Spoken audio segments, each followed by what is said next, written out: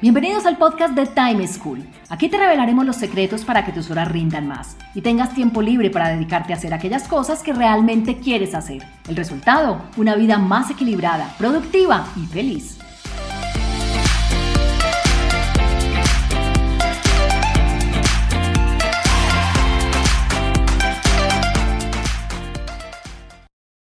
Hola, soy Juan Pablo Lema, un inquieto por la productividad y un estudioso del manejo del tiempo.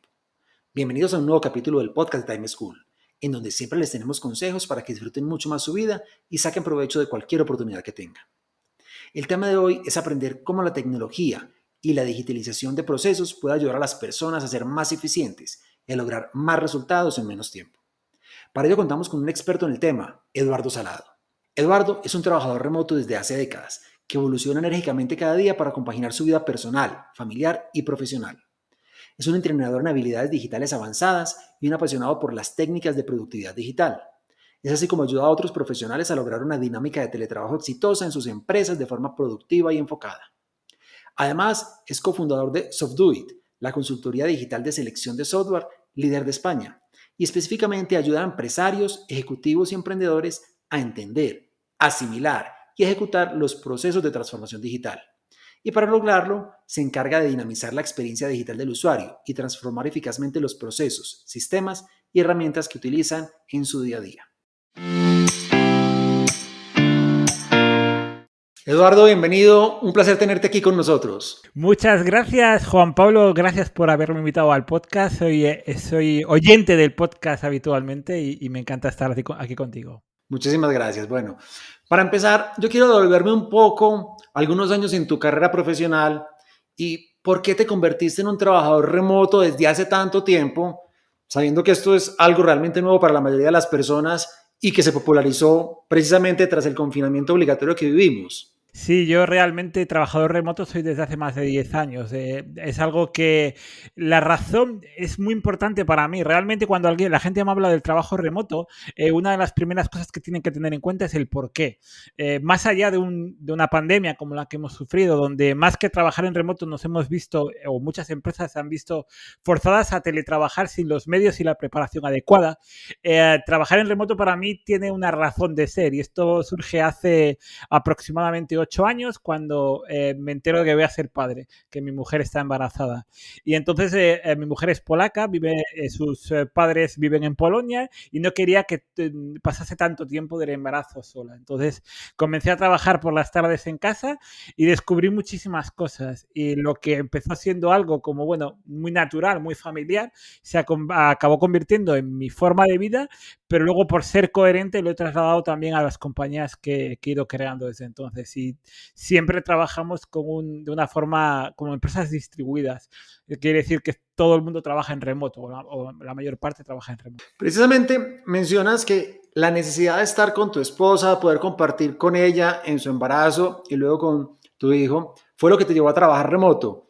Pero paradójicamente, pues mi experiencia, y podrás decirme si estoy equivocado, es que muchas personas tienen inclusive más problemas compaginando y encontrando los límites entre la vida laboral y la vida personal cuando hacen trabajo remoto. Sienten que nunca se pueden desconectar, sienten que nunca hay tiempo para lo personal y que al final están trabajando más. ¿Cómo hacer para manejar esto de una manera asertiva? Correcto, esto es algo que le pasa a todo el mundo, pero para mí es muy importante el cómo manejamos la jornada laboral y en remoto es todavía más crítico. Hasta ahora, en el mundo corporativo, hemos manejado una jornada laboral que es continua, es decir, tú entras a trabajar a una determinada hora y sales a otra hora. ¿Qué es lo que sucede con el teletrabajo? Que tienen que ser totalmente diferente. Ahora vamos trabajando por tramos, no tenemos por qué trabajar 8 horas seguidas, podemos intercalar periodos de trabajo con periodos de desconexión. Pero hay mucho más aparte de esto. Es decir, es muy importante separar espacios. Es decir, cuando yo hablo de teletrabajador, no quiere decir a trabajar en casa. Es decir, ahora nos hemos visto forzados por una pandemia a trabajar en casa porque no podíamos salir, estábamos confinados. Pero lo normal no es eso. Lo normal es que tú puedas teletrabajar y no tengas por qué estar en casa, o por lo menos tienes que tener un lugar de trabajo y un lugar fuera del trabajo, incluso dentro de casa. Es decir, es muy, muy importante separar espacios. Y luego tenéis que trabajar mucho en la conciliación. Más que la conciliación, a mí no me gusta mucho el término de conciliación porque se está convirtiendo en un término muy político, el de conciliar el trabajo. Yo hablo de integración. Para mí lo importante es integrar el trabajo dentro de tu vida. Y tu vida tiene una vida familiar, una vida profesional y una vida personal. Y tienes que integrarlas. Entonces, a veces es muy importante jugar mucho con los tiempos. Y luego marcarte unos bloques de tiempo es muy importante. Para mí la agenda, el calendario, lo que se llama time blocking, es una de las principales herramientas para poder trabajar en remoto. El marcarme bloques en donde yo sé que en ese momento puedo trabajar bien, estoy en mi lugar de trabajo, en mi despacho dentro de casa. Yo ahora mismo estoy grabando y estoy trabajando en casa en este momento, ¿vale? Y tengo mi espacio que está separado de donde está mi mujer y donde está mi hijo. Perfecto. Bueno, le escuchamos en la introducción que eres un experto, un entrenador en habilidades digitales. ¿Qué son habilidades digitales? Habilidades digitales, hoy estamos acostumbrados a hablar de tecnología digital, pero es algo que ha irrumpido en el mundo profesional y muchas veces sin la preparación adecuada. Para mí, habilidades digitales no dejan de ser como una especie de superpoderes de cómo manejar la tecnología digital a nuestro favor, porque la tecnología digital puede jugar a favor o puede jugar en contra, depende cómo la utilices. Entonces, es muy importante, es una serie de habilidades para manejar esa información. Puede ser para tratar los datos, puede ser para comunicarnos en el mundo digital, puede ser para ser productivo. Para mí la productividad digital es uno de esos 6 superpoderes. Puede ser para colaborar con tu equipo y cómo hacerlo y con qué herramientas, pero porque la transformación digital de la que se habla mucho últimamente en todos los medios de comunicación, para mí no es un fin. Es decir, las empresas no tienen como fin la transformación digital. Lo que tiene es un medio para conseguir otro objetivo de negocio, que puede ser ganar más dinero, hacer mejor el producto, atender mejor a los clientes, lo que sea. Eso sí son fines para una compañía, pero la transformación digital realmente solo es un medio que nos ayuda a hacer esto de forma mucho más productiva y de forma mucho más rápida, es decir, consumiendo incluso menos recursos, que es lo que nos permite la tecnología. Entonces, entreno a esto, a hacer esto de forma eficaz. ¿Cuál es ese proceso de entrenamiento? ¿Cómo logra uno desarrollar esas habilidades digitales? Porque muchas personas, lo que tú mencionas, piensan que pues, una transformación digital es comprar software, comprar equipos, pero ¿cómo se desarrollan esas habilidades para realmente integrar la tecnología en la transformación? Es normal. De hecho, realmente las herramientas o el software que adquirimos no dejan de ser, es un commodity. Realmente lo importante no es esto, no es la herramienta, es el mindset, es la mentalidad. Entonces, la mayoría de habilidades digitales que yo manejo son habilidades blandas, no son habilidades técnicas. Es cómo pensar en digital. Yo pongo siempre el ejemplo. Normalmente no se trata de hacer exactamente lo mismo, pero delante de un Excel o delante de una herramienta digital. Se trata de aprovechar la tecnología digital para sacarle un beneficio a esta tecnología digital. Y para eso, por ejemplo, no vale con facturar en Excel. Tienes herramientas para facturar, pero más allá de ahí hay un mindset, una mentalidad que se entrena en base a formación, mucha formación y mucho entrenamiento de cómo tienes que pensar en el mundo digital, porque cambia totalmente el mindset. Ese es el problema. La mayoría de la gente cree que instalar un software determinado le va a suponer una ventaja y esto no es cierto, porque todos pueden instalar ese software. Entonces, la ventaja está en cuando tú lo introduces dentro de tus procesos y cambias tu forma de trabajar. Si antiguamente para contactar a un cliente hacías 15 llamadas, ¿cómo puedo utilizar la tecnología digital para reducir este número de llamadas y hacer una llamada al final, por ejemplo? Y para eso tienes herramientas de marketing automation, pero más allá de las herramientas, tienes que introducirlo dentro de tu flujo de trabajo. Normalmente en estos entrenamientos siempre hay una parte en la que escucho a la empresa y veo dónde tienen los principales problemas, los puntos de pánico en el mundo digital, que la mayoría son debido a que hay una gran resistencia al cambio. La gente tiende a trabajar como lo ha hecho siempre, como lo ha hecho históricamente. Y no ve las posibilidades que le trae la tecnología digital. Lo ve casi como un enemigo en lugar de como un aliado. Entonces yo intento entrenarles a verlo como un aliado. Habrá una parte negativa, pero esa parte negativa la tenemos que desplazar, tenemos que intentar evitarla. Y esto se basa mucho en escuchar qué es lo que hacen, dibujar ese nuevo flujo de trabajo pensando en digital y luego entrenar a cómo implantarlo dentro de la compañía, que es fundamental. Entonces podríamos decir que una transformación digital empieza por entender y replantear bien los procesos de la compañía. Totalmente. De hecho, es la fase clave de la transformación digital. Porque no vale, o sea, la tecnología o el implantar un software, un sistema u otro, no va a resolver el problema. Normalmente todo parte de un proceso. Nosotros los procesos, normalmente la mayoría de las compañías los tenemos creados desde hace mucho tiempo, incluso antes de que se introdujera la tecnología digital. Entonces, ahora lo que tenemos que es repensar. Y es una gran oportunidad para pensar ahora en cómo podemos mejorar este proceso. Y enseguida lo vemos. Y enseguida que llego a una compañía, veo el flujo de trabajo y se ve muy fácilmente cuáles son las oportunidades para reducir muchísimo ese flujo de trabajo, eliminar un montón de despilfarros que se están haciendo, de información que va de un lado a otro, que se está introduciendo 3 veces, que se genera errores.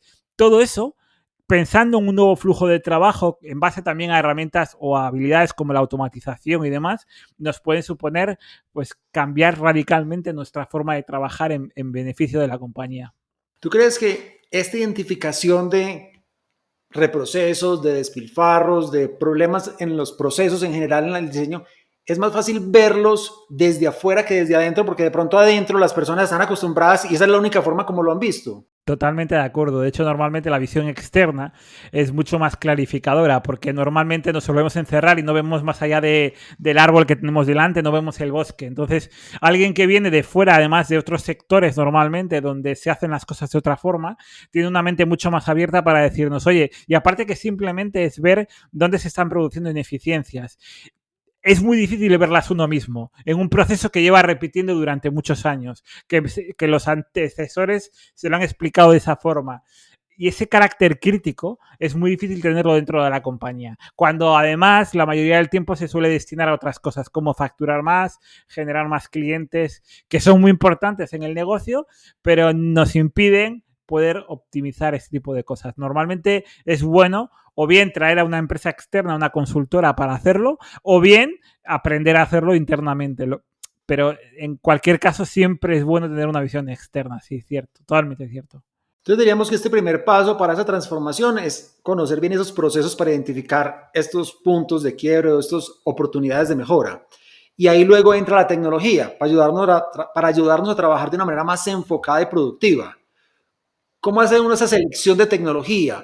¿O qué pasa si uno hace esta selección antes de revisar los procesos y demás? El precipitarse puede ser un problema. ¿Por qué? Porque elegir una tecnología o un software, una solución inadecuada, lo que nos va a hacer es consumir un montón de recursos, ya sea en dinero o en tiempo, que es lo mismo.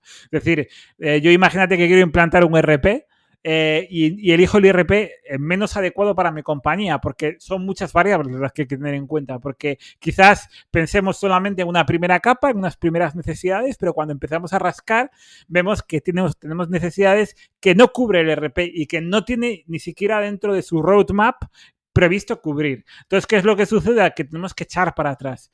Tenemos que, aparte del dinero, de tirar el dinero que nos hemos gastado y toda la formación y todo el aprendizaje y toda la integración de datos y todo eso es un montón de recursos. Entonces, por eso es muy importante elegir correctamente.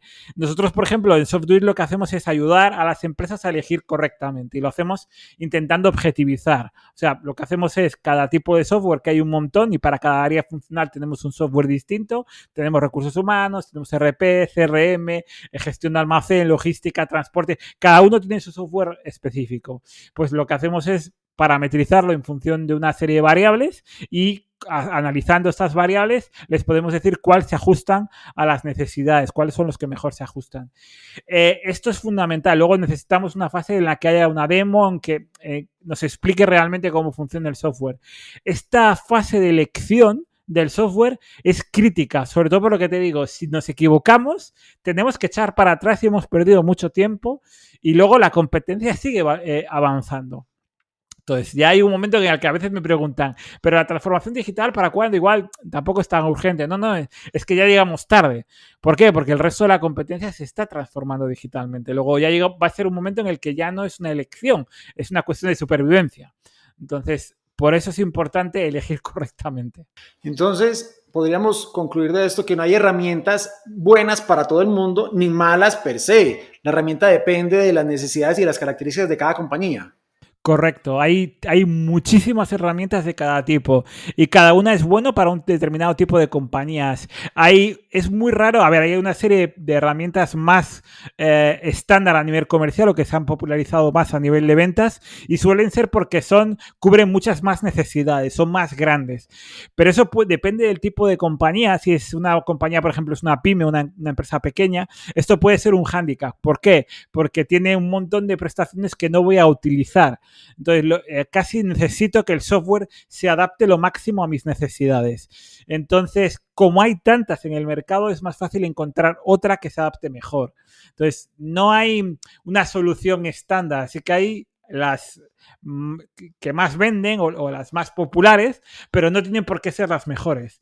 De hecho, a la hora de elegir una solución, podemos encontrar varios tipos. Podemos encontrar soluciones comerciales, que, bueno, por ejemplo, estamos en CRM, pues Salesforce, HubSpot, todas las que hay, un montón de ellas, ¿no? Pipedrive y demás. Y luego hay otra serie de soluciones que lo que se consideran es como soluciones a medida, que se desarrollan a medida. Y luego hay unas soluciones que se llaman soluciones que yo las llamo soluciones Frankenstein, que lo que se trata es de coger un montón de soluciones para resolver mi problema y unirlas e integrarlas entre sí. Para una empresa pequeña, este tipo de soluciones Frankenstein son muy útiles, ¿vale? Porque siempre y cuando se integren bien entre sí, los datos se integren, tengan APIs para integrarse o tengas una capa intermedia de integración como puede ser Integromat, Zapier y demás.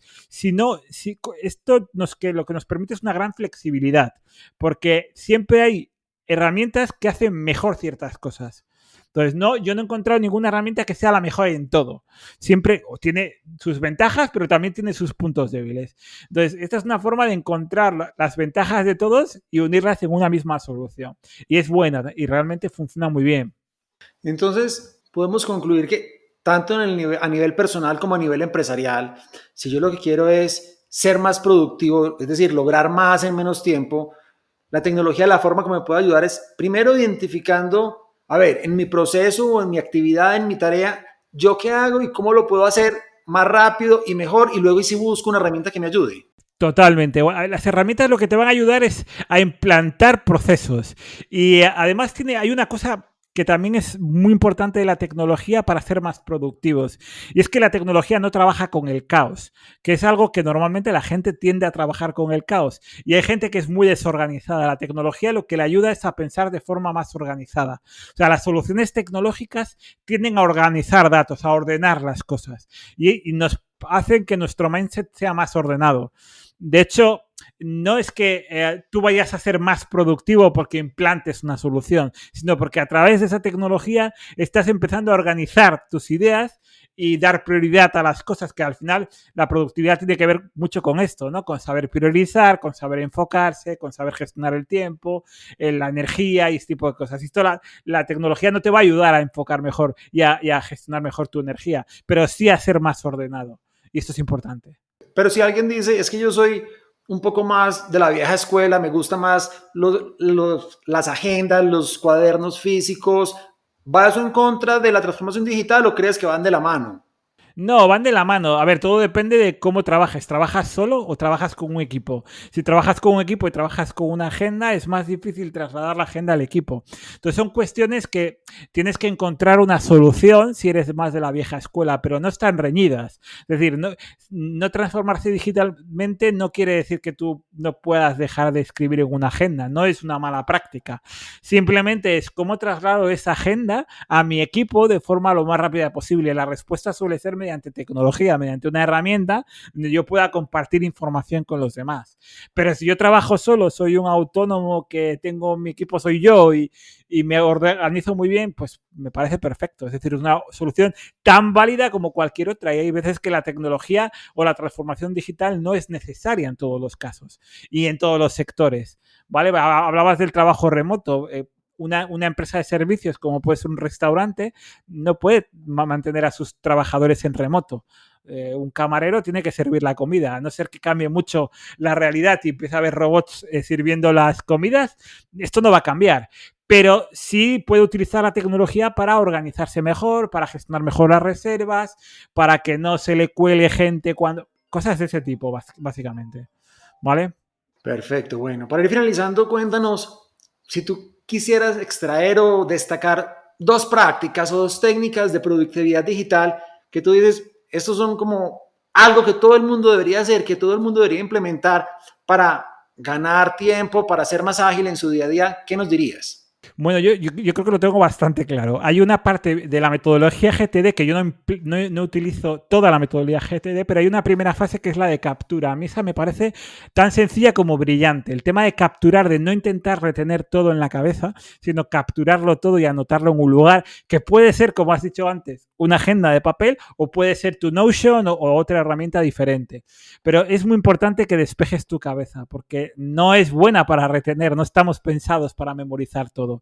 Y la segunda es, a mí me encantan las listas, por ejemplo, para organizar cosas, pero las listas de tareas para mí no es la solución ideal. ¿Por qué? Porque se acaban convirtiendo en la mayoría de los casos como en las listas de las cosas que no voy a hacer.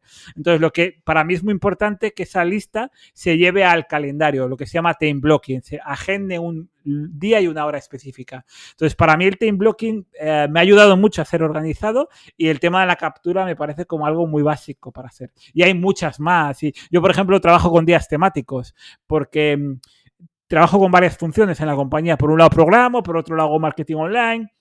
Entonces, para mí es muy importante en un día determinado enfocarme en una función. Y así pierdo mucho menos tiempo en, ahora me tengo que poner la visera de desarrollador, ahora la de marketing online. Entonces, trabajo por días temáticos porque para mi carácter, para mi trabajo, ayuda mucho a reducir esos tiempos de cambio. Pero hay cientos de trucos. Soy un obsesionado yo también de la productividad y me parece que es lo que marca la diferencia entre poder lograr o no lograr tus objetivos. Excelente. Bueno, y a las empresas, ¿cómo les pueden ayudar ustedes desde SoftDoIt? Alguien que nos esté escuchando y que esté interesado en mejorar su productividad digital, en hacer más eficientes sus procesos, SoftDoIt, ¿cómo les ayuda?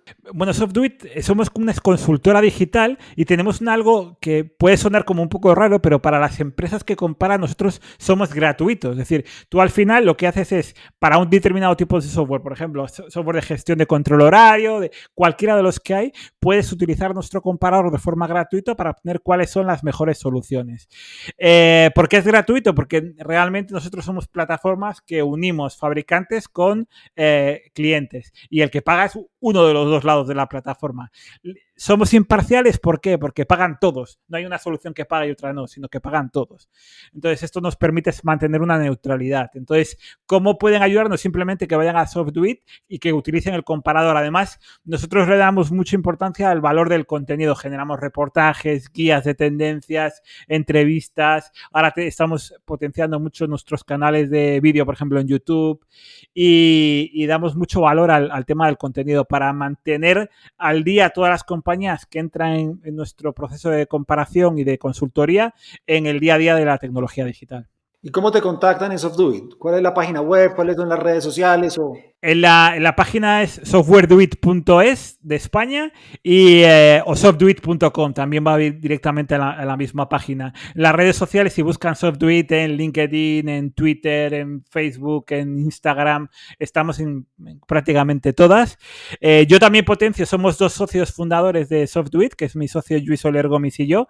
Él es el más de negocio y comercial y yo soy más el digital, el que hace tecnología, el marketing online y demás.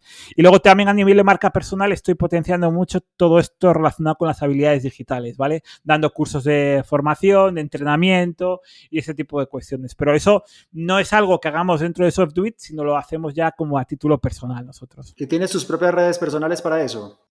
Sí, buscas Edu Salado en cualquier red social, LinkedIn y demás. Y todo esto le he dado un nombre que se llama Sal Digital. Sal de mi apellido Salado, pues Sal Digital. Entonces también hay una página web que es sal.digital y ahí hay más información. Es algo que he iniciado hace relativamente poco, hace un año, porque Softwit ya tiene un tiempo de andadura, hemos crecido, tenemos un equipo cada vez más grande y era como una consecuencia de todo lo que hemos ido logrando, el comunicarlo de otra forma también, con un tono mucho más personal, más mío como marca personal. Perfecto, pues Eduardo, muchísimas gracias por haber estado aquí con nosotros. Ha sido un placer tenerte aquí en el podcast de Time School y esperamos poder contar contigo en una nueva oportunidad. Muchas gracias, encantado. Cuando queráis estoy a vuestra disposición y hablamos en el podcast sobre todo este tema tan apasionante de la productividad y la gestión del tiempo.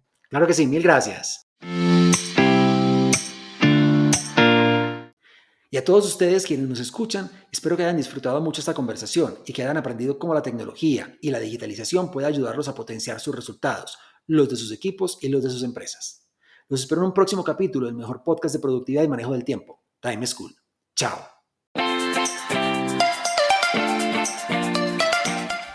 Encontrémonos en un próximo capítulo con una nueva situación y más recomendaciones para que seas más productivo y feliz.